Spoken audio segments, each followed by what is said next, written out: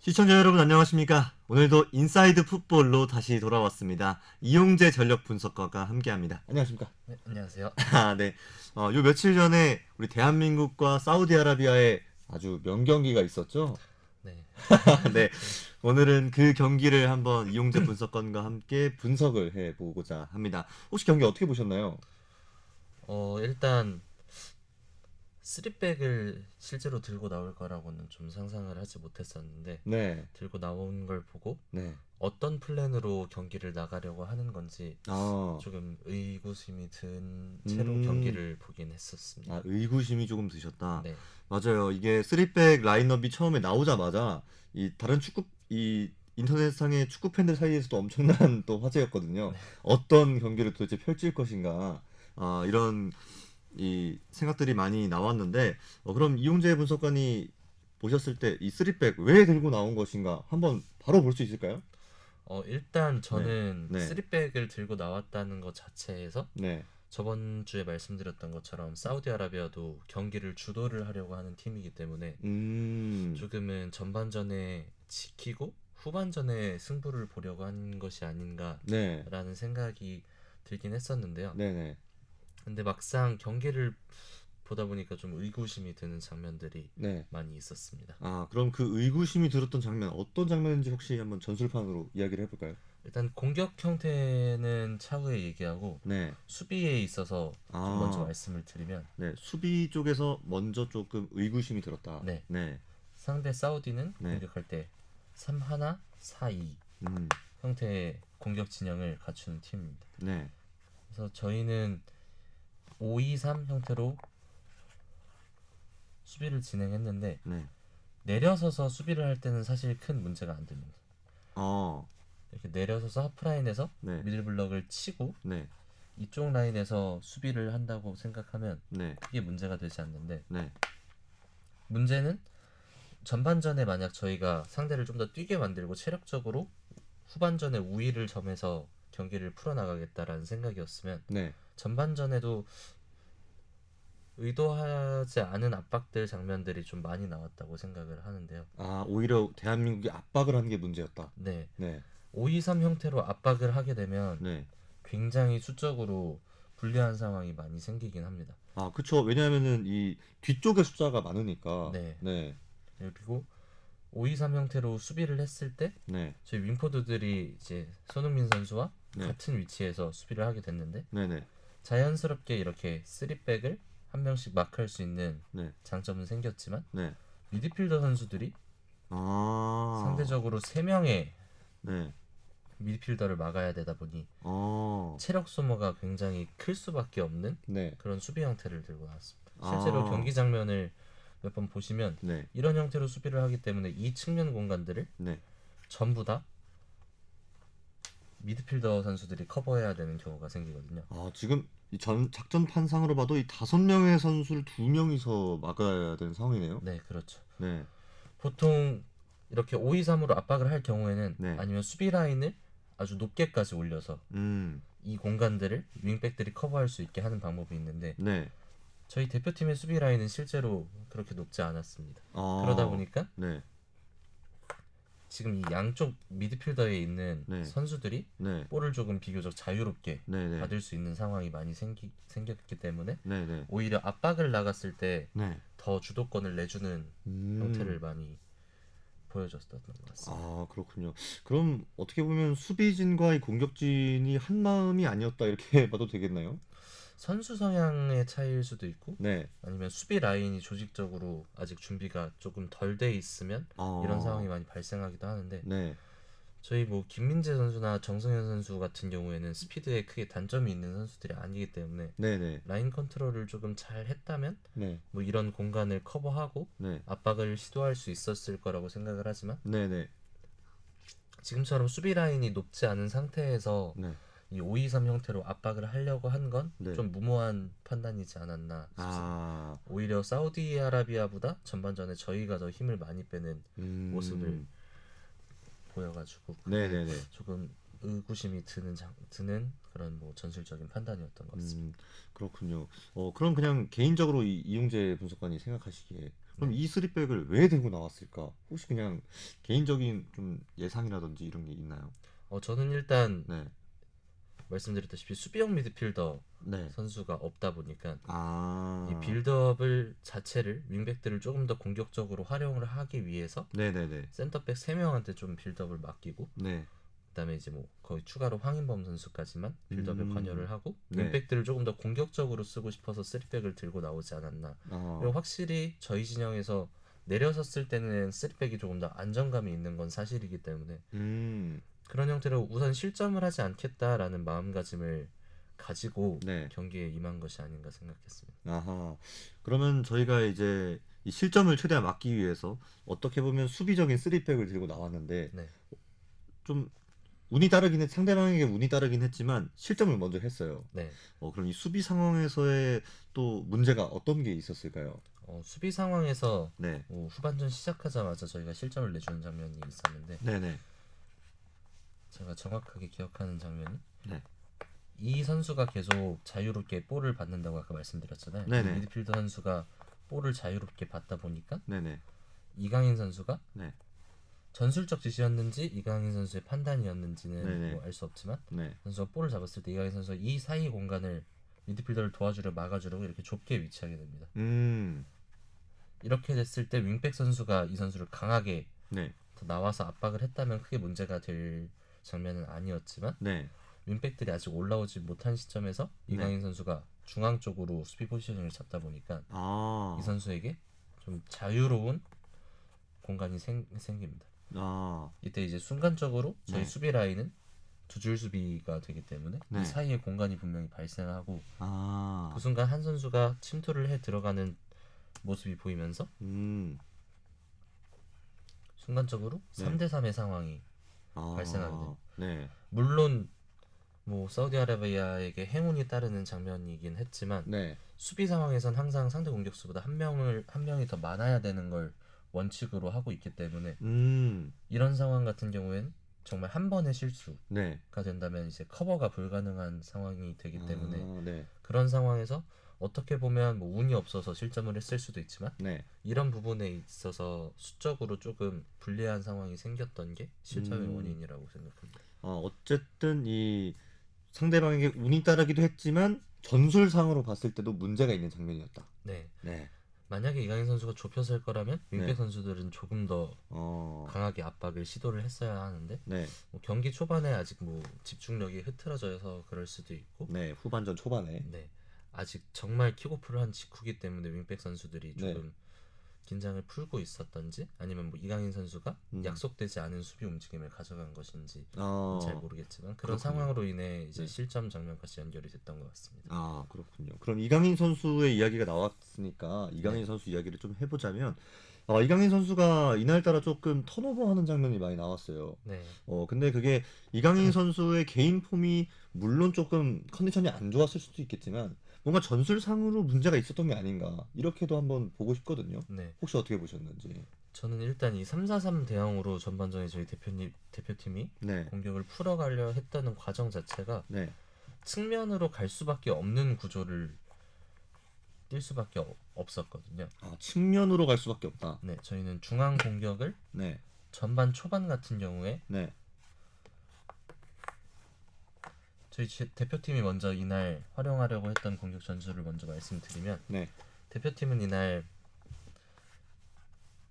기본적으로 3-2-5 형태의 빌드업을 가져가는데 네. 이때 디테일한 포인트 중에 하나가 네. 저번 영상에서 말씀드렸다시피 5-3-2 수비를 할 때는 항상 이 가운데 공간이 핵심이거든요. 물론 클린스만 감독도 이걸 알고 있어서 네. 미드필더 선수들에게 네. 이렇게 일자로 서 있는 것이 아닌 네. 교차로 한 명이 올라가고 한 명이 내려가는 아, 이런 형태의 움직임을 주문했던 것 같습니다. 네. 이 상대 수비의 이 빈 공간을 이용하는. 네, 이 상대 센터포드 사이에서 네. 볼을 받아서 여기서 황인범 선수가 자유롭게 패스를 할 수 있게 만드는 그런 구상을 해왔던 것 같은데 네. 전반전 초반에는 실제로 이 황인범 선수에게 들어간 볼로 인해서 네. 여기서 좋은 패스들이 많이 나가는 장면들이 볼 수 있었는데 네. 여기서 만시니 감독의 순간적인 좀 대응이 빛났다고 할 수 있을 것 같은데요. 아, 만시니 감독은 계속 황인범 선수가 자유롭게 볼을 뿌리기 시작하니까 네. 뭐 중앙에 있던 미드필더 선수가 될 수도 있고 네. 이 측면에 있던 미드필더 선수가 될 수 있고 네. 한 명을 황인범 선수에게 따라다니도록 가까이 아. 붙어 있도록 못 따라서도록 지시를 합니다. 네. 그럼 당연히 이 선수가 자유롭게 볼을 받을 수 있는 상황이 생길 거라고 예상을 했는데 네. 센터백 선수가 나가서 아. 이 선수를 마크를 합니다. 이날 저희 대표팀 같은 경우를 보면 네. 윙백은 좀 이렇게 클래식하게 벌려져 있고 네. 이강인 선수와 네. 정우영 선수가 이 공간으로 내려서면서 아. 좀 볼을 많이 받는 모습을 볼 수 있었는데요. 네네. 윙어 쪽이 좀 내려오면서. 네. 네. 이런 윙어가 가운데 쪽으로 내려오면서 네.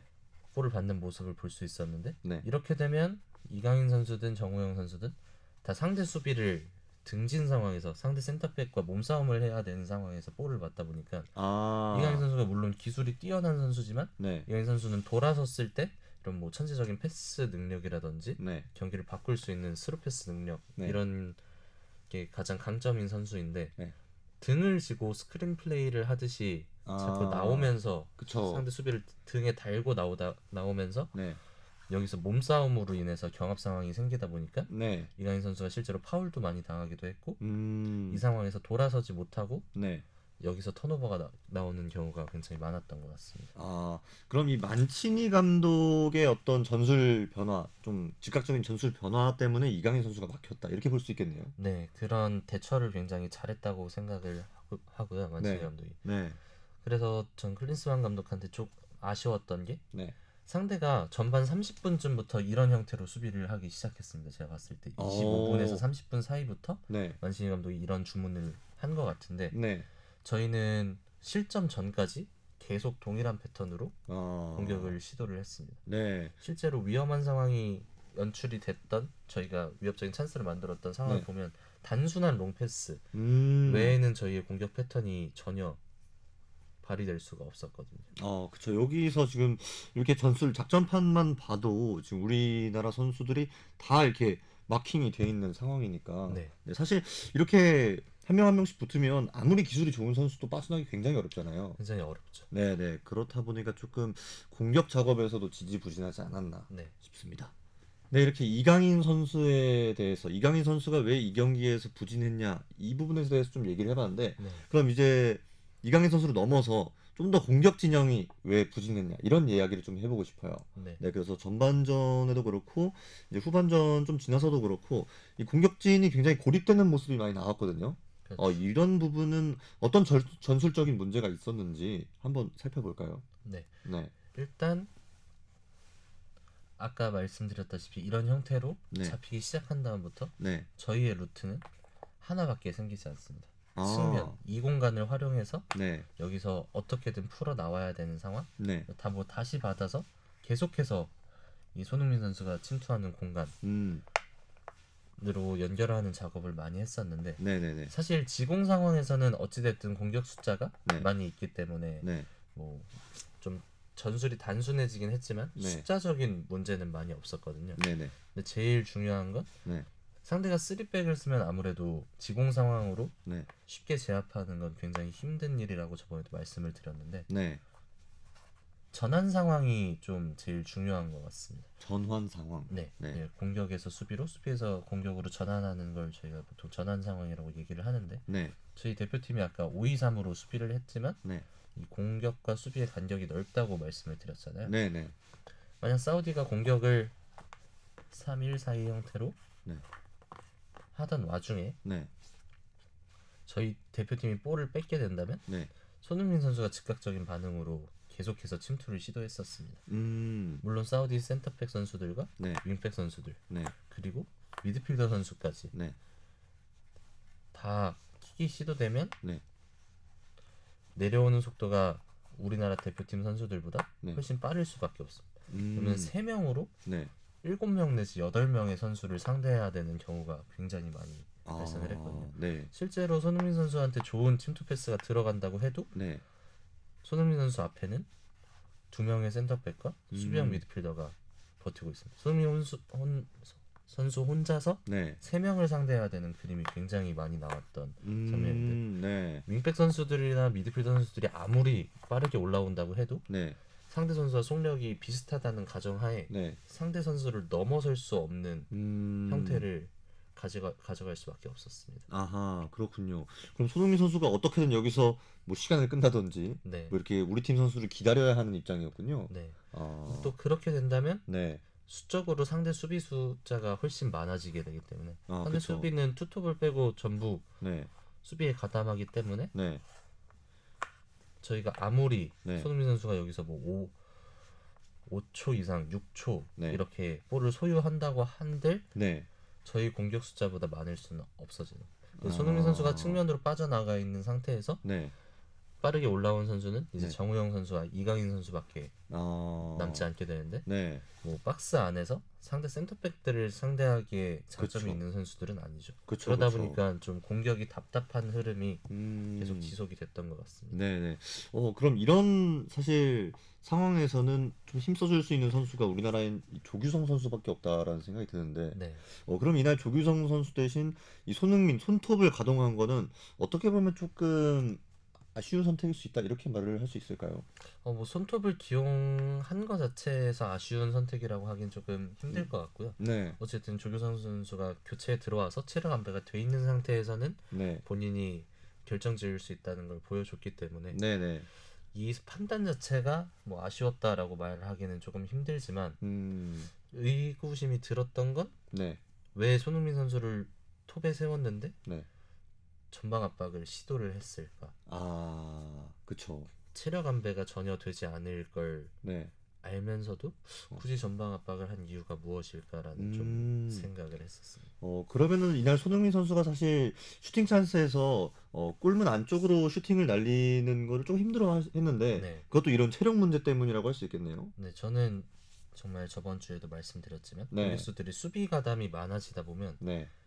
자연스럽게 저희가 득점을 해야 될 상황에서 네. 집중력이라든지 정확성이 좀 떨어질 수밖에 없기 때문에 네, 네. 그런 요인 때문에 뭐 슈팅 미스나 마무리에 좀 부재 이런 상황들이 생기지 않았나 네. 생각합니다. 그렇군요. 그러면은 이날 이 정우영 선수도 마찬가지로 조금 이 전술상으로 이 공격적인 재능을 펼치기가 어려웠다. 네, 정우영 선수, 이강인 선수에게 네. 좀 많은 부담이 쥐어지는 음. 형태가 발생을 했던 것 같습니다. 네, 좋습니다. 그럼 이렇게 조금 지지부진했던 이 전반부터 좀 후반 초반까지 이제 이야기를 해봤는데 이제 한 골 실점을 하고 나서 공격적으로 올라설 수밖에 없는 상황이 됐잖아요. 네, 네, 이 상황에서 좀 전술까지 교체까지 오래 걸리긴 했지만 네, 교체 이후에 조금 달라지는 양상을 보였습니다. 그 과정에서 한번 이야기를 해볼까 하는데요. 네, 일단 교체 선수들을 한번 보자면 교체 선수들을 한번 봤을 때 황희찬 선수가 54분에 먼저 투입이 됐고 네, 그리고 박용우 선수, 조규성 선수가 64분에 들어왔습니다. 네. 네, 그리고 홍현석 선수와 박진섭 선수는 이제 연장전에 들어왔기 때문에 먼저 이 세 선수가 들어오고 나서 이야기를 한번 해보고 싶은데요. 네. 네, 우선 황희찬 선수를 먼저 투입을 했습니다. 정우영 선수 대신에. 네. 이 부분은 어떻게 보십니까, 혹시? 뭐 정우영 선수보다 이제 황희찬 선수가 스코어링 능력이 좋고 네. 좀 경기를 혼자 힘으로 경기를 좀 바꿀 수 있는 선수이기 때문에 네, 뭐 필연적인 교체였다고 생각을 하고요. 네. 그 당시에 제가 알기로 전술적인 변화는 크게 없었습니다. 그러니까요. 저도 이 사실 아까 안 통했던 전술에서 이 유닛만 교체를 한 거잖아요. 네.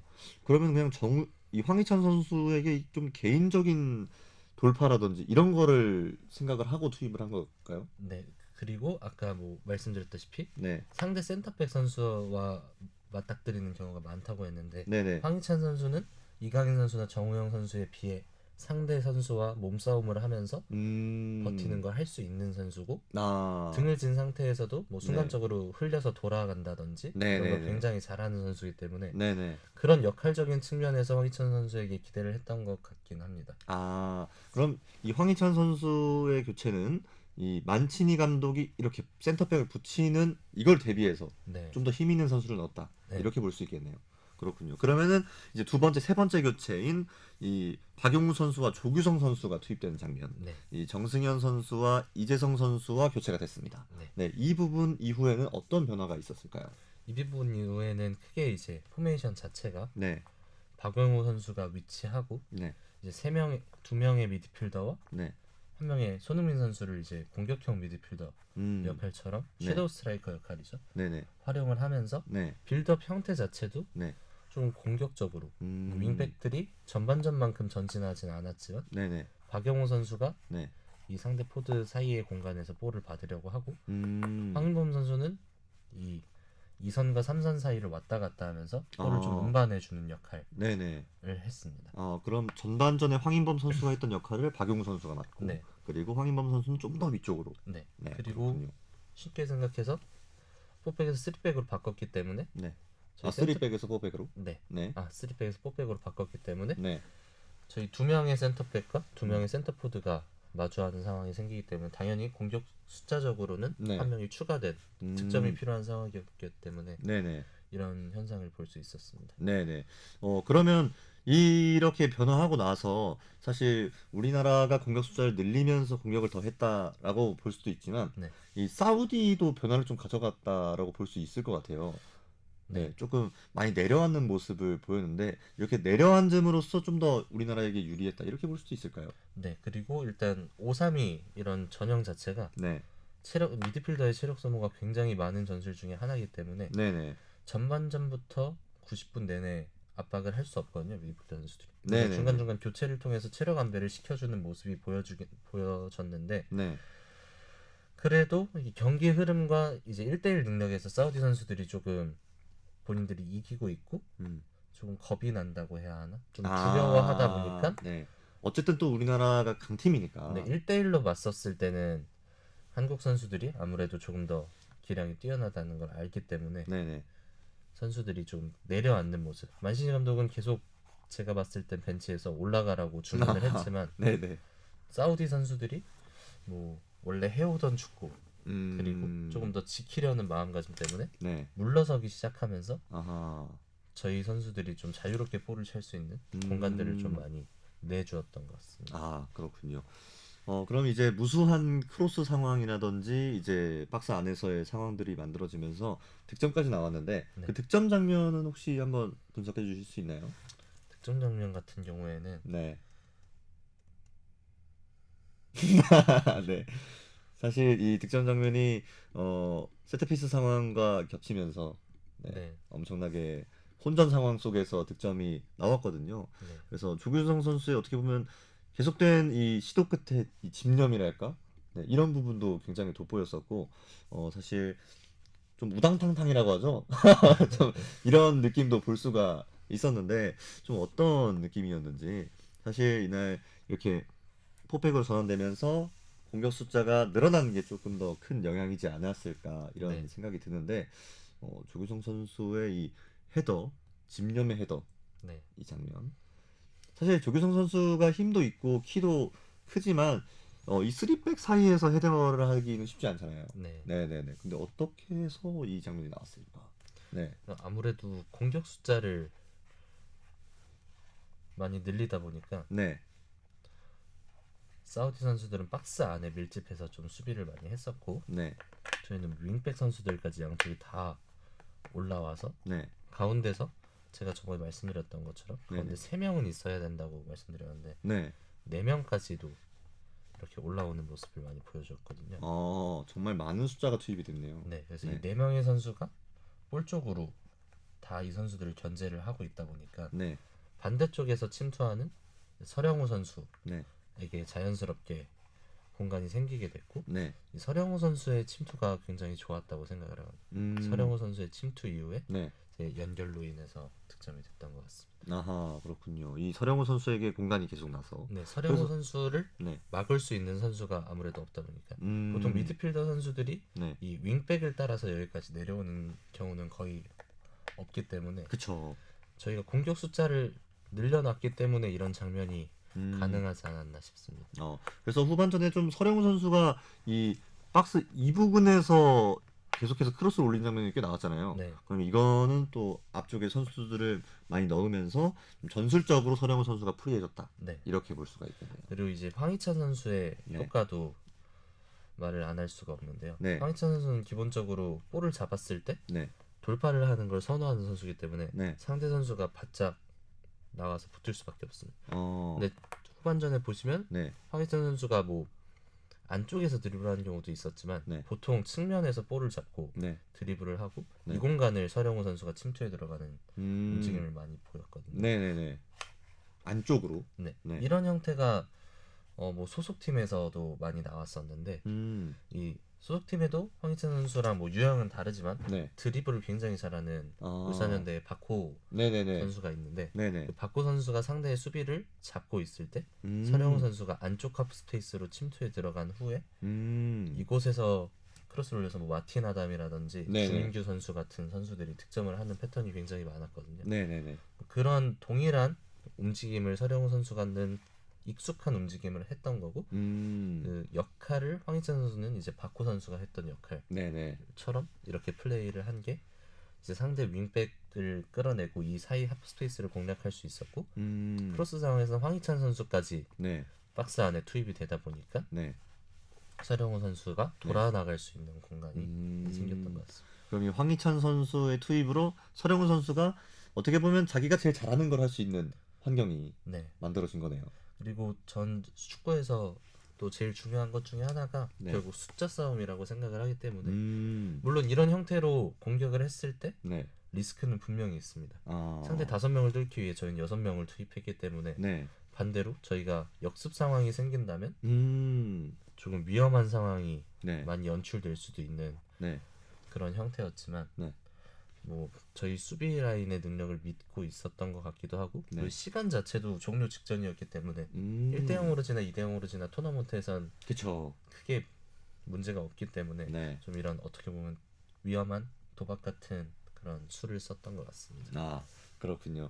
그럼 이제 좀 전술적인 이 시간을 초월해서 네. 우리나라가 굉장히 긴 시간 연장전까지 포함해서 긴 시간 동안 플레이를 펼쳤는데 이런 상황 만약에 이제 FC 서울에서도 계실 때도 좀 연장전이라든지 네. 엄청나게 체력적으로 부담이 되는 이런 상황에서 뭔가 감독 코치진이 선수들에게 뭐 힘을 돋아준다랄까요? 뭐 그럴 수 있는 뭔가 아니면은 그런 걸 시도한다는 뭐 그런 게 있을까요 혹시? 이런 상황에서? 우선 네. 일단 60분 정도가 넘어가면 네. 그 순간부터는 아무래도 감독이나 네. 밖에 있는 코칭 스태프들의 역할보다는 네. 물론 감독은 선수 교체라는 큰 역할이 있지만 네. 그 역할을 제외하고 전술적으로 생각을 했을 땐 네. 크게 좀 영향력이 발휘되기가 힘듭니다. 아. 기존에 준비해왔던 플랜이 네. 60분 정도 되면 네.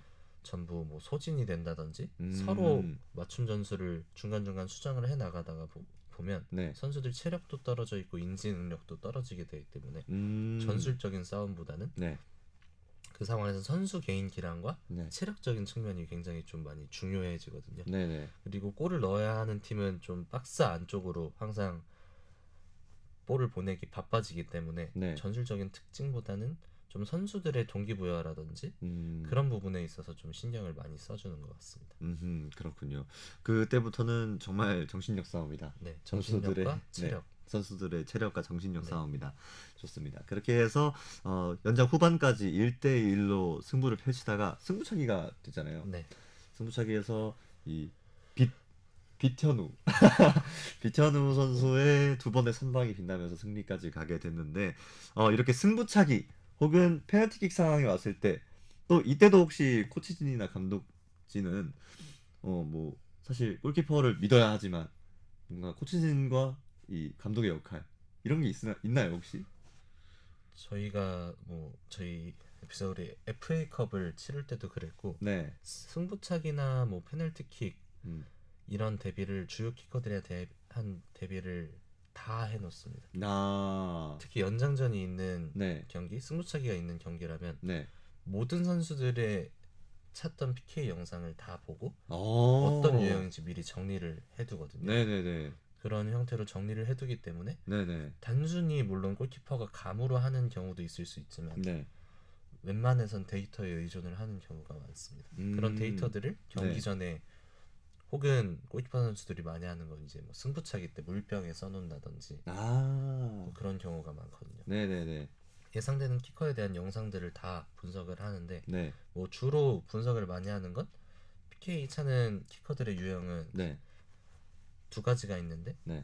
하나는 이제 골키퍼 선수의 움직임을 보고 네. 기다렸다가 차는 네. 그런 형태의 슈팅. 그 다음에 자기가 정한 코스로 강하게 때려 넣는 타입. 네. 이 두 가지 타입 중에 네. 어떤 타입인지를 우선적으로 분석을 해놓고요. 음. 그 이후에는 이 선수가 통계적으로 뭐 5번을 쳤으면 3번은 오른쪽으로 쳤다.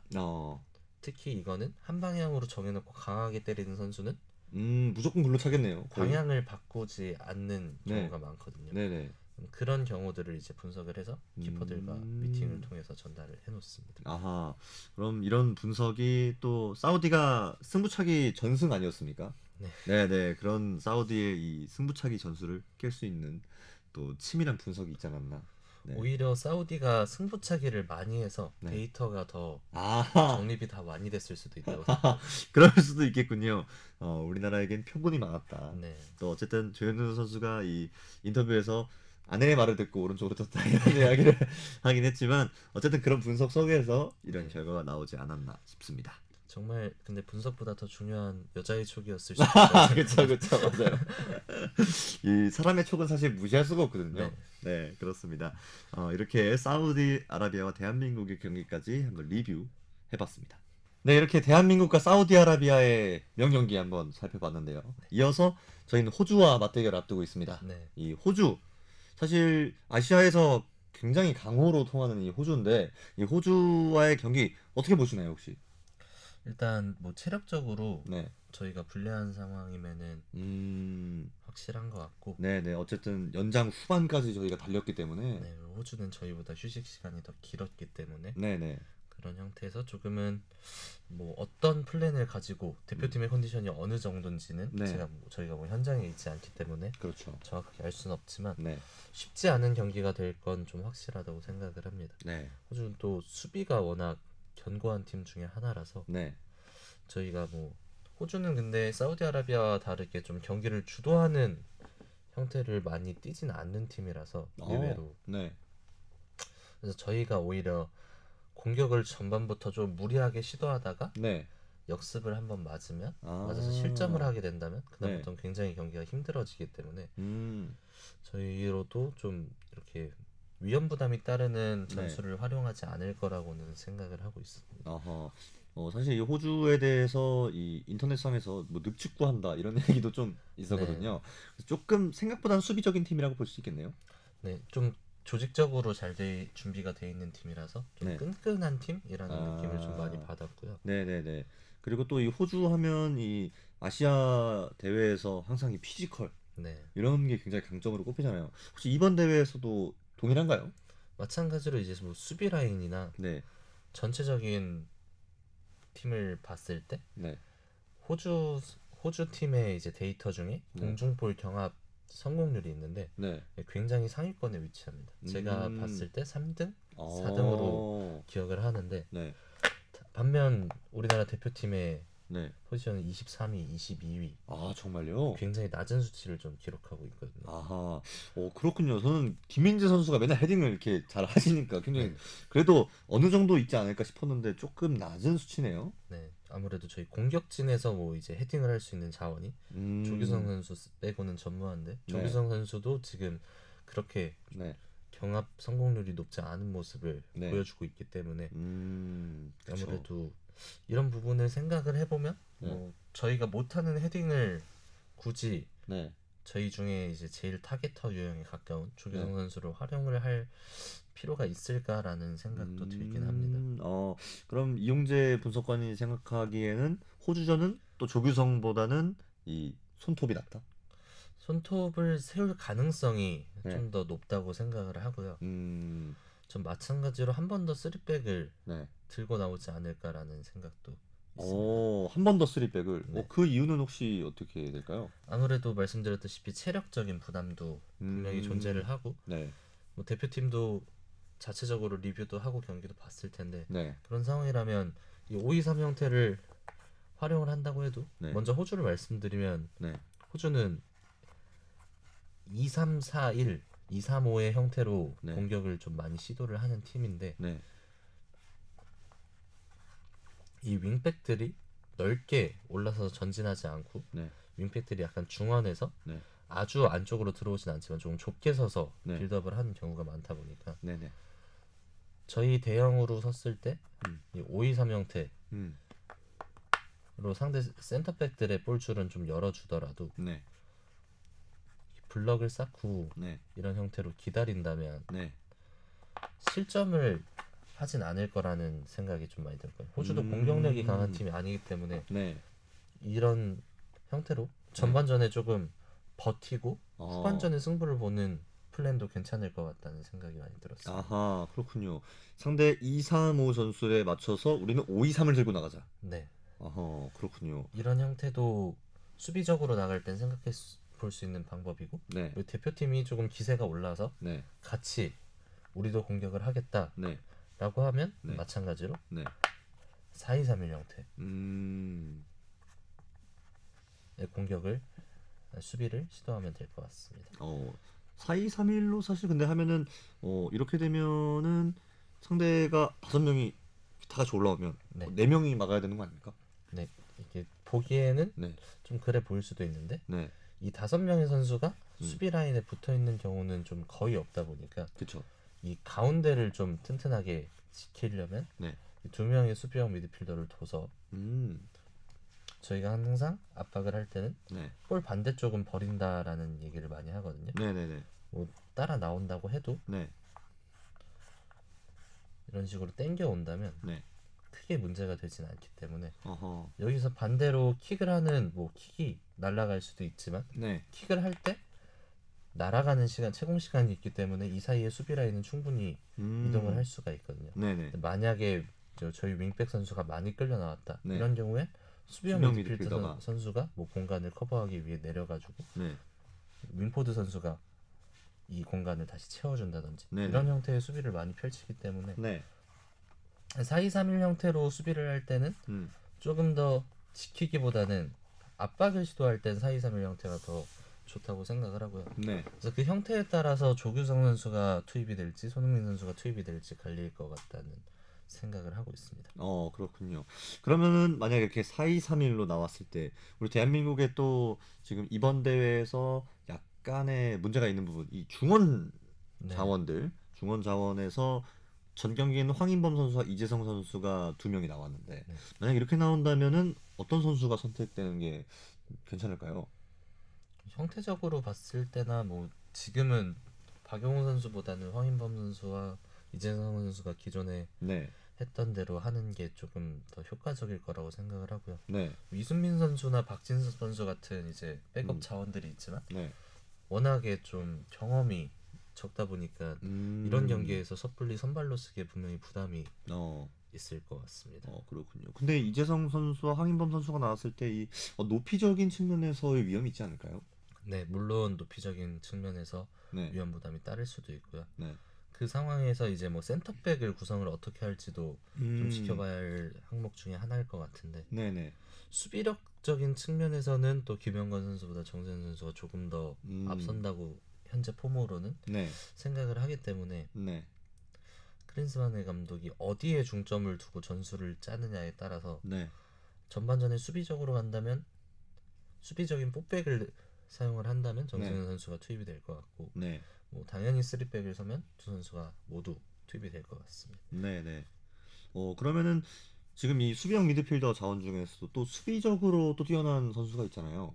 네, 박진수 선수가 또 이제 수비형 미드필더와 네. 센터백을 다 소화를 할 수 있는 선수인데 물론 박용호 선수랑 이순민 선수 둘 다 소속팀에서 센터백을 한 번씩 섰던 경험이 있기는 합니다만 네. 박진수 선수 같은 경우에는 뭐 지난 시즌, 지지난 시즌 2022 K리그 네. 시즌에서 네. 센터백 부문으로 또 베스트 11에 뽑혔던 선수이기 때문에 네. 제공권 같은 측면을 조금 막고자 한다면 네. 뭐 한 자리에 박진섭 선수 정도는 네.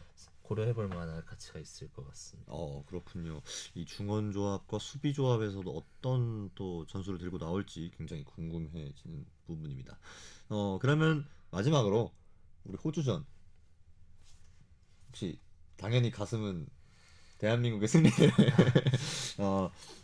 생각하실 것 같은데 이 네. 경기 양상이 어떤 양상으로 펼쳐질지가 조금 궁금해요. 좀 치고받는 싸움이 될지 아니면 좀 더 루즈하지만 어떻게 좀 선수들이 좀 많이 뛰면서 이런 전술을 펼칠지 좀 궁금합니다. 저는 실리적으로 생각했을 때는 네. 경기 양상을 루즈해질수록 저희가 조금 더 유리하다고 생각을 하고요. 오히려. 네, 루즈해질 거라고 생각을 하고 있습니다. 왜 근데 루즈해지면 우리나라가 유리할까요? 저희가 뭐 어떤 플랜을 가질지 모르겠지만 네. 전반전을 조금 버티고 네. 후반전에 승부를 볼 수 있다면 음. 호주 선수들이 신장이 큰 반면에 약간 느리죠? 속도가 떨어지는 경향이기 때문에 네네. 정말 뭐 활용할 수 있는 방법은 다양하지만 네. 어떤 플랜으로 이제 상대의 뒷공간을 공략을 할 것이냐. 음. 토너먼트 대회에서는 득점하는 것보다 실점하지 않는 게 네. 훨씬 중요한 그쵸. 경기다 보니까 네. 아무래도 저는 클린스만 감독이 이번에도 좀 안정적인 선택을 하지 않을까라는 생각을 하고 있습니다. 그러면은 또 제 개인적으로 드는 생각이 전반전은 톱에 조규성 선수가 나와서 수비적인 역할을 하다가 네. 후반전에 손흥민 선수가 나와서 카운터를 친다. 이렇게 갈 수도 있겠네요. 만약에 풋백을 활용한다면 좀 그럴 가능성이 있는데 네. 제가 생각했을 때 3백을 사용하는데 네. 조규성 선수를 투입하지는 않을 거라고 생각을 하거든요. 그런가요? 그건 왜 그럴까요? 손흥민 선수를 이 톱에 기용한 이유는 네. 어찌됐든 좀 전에 말씀드렸던 것처럼 상대 수비를 혼자서 2명, 3명을 상대할 수 있는 선수를 지금 활용을 하는데 네. 조규성 선수가 지금 폼으로 2-3명을 감당할 수 있을 거라고는 생각하지 않아요. 만약에 3백에 조규성 선수가 투입이 된다면 네. 경기가 조금 많이 답답해지지 않을까. 어쨌든 3백은 앞쪽에 선수가 한 명 없는 거니까. 네. 아하, 그렇군요. 그렇게 되면 이 조규성 선수에게 너무 부담이 가니까 손흥민 선수가 좀 더 카운터를 친다. 네. 뭐 이런 전략으로 갈 수 있겠습니다. 그래서 만약에 손흥민 선수를 뭐 윙포드로 출전을 시켰다가 네. 포드로 출전을 시키고 싶다면 네. 풋백을 서는 게 낫지 않을까 라는 생각을 하고요. 네, 그렇습니다. 이렇게 저희 대한민국과 호주전 예상 어떻게 될 것인가까지 한번 살펴봤습니다. 네, 이렇게 오늘 이용재 분석관과 함께하는 인사이드 풋볼 여기까지고요. 저희는 또 호주전이 끝나면 호주전 분석과 함께 또 저희 다음 경기가 있지 않겠습니까? 네. 네. 바라고 있습니다. 네네네. 다음 경기 분석으로 찾아오도록 하겠습니다. 네, 여러분들 다음에 만나요. 안녕.